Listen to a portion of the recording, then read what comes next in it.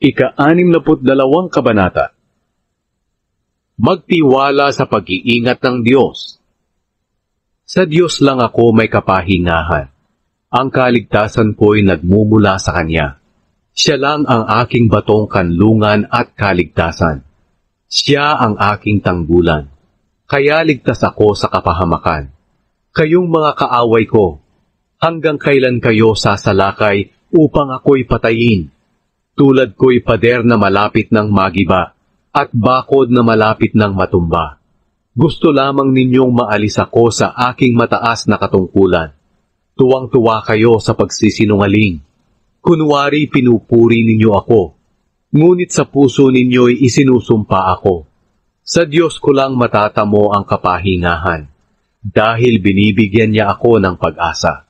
Siya lang ang aking batong kanlungan at kaligtasan.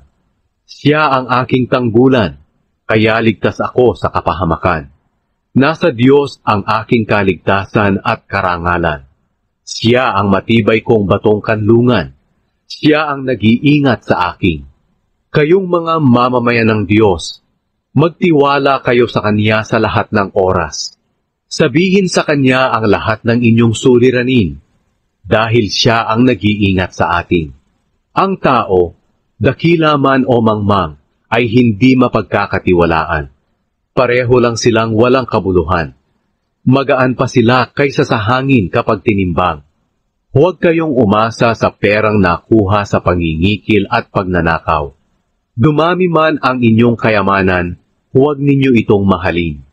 Hindi lang isang beses kong narinig na sinabi ng Diyos na nasa Kanya ang kapangyarihan at tapat ang Kanyang pag-ibig. Tiyak na gagantimpalaan ng Panginoon ang tao ayon sa Kanyang mga ginawa.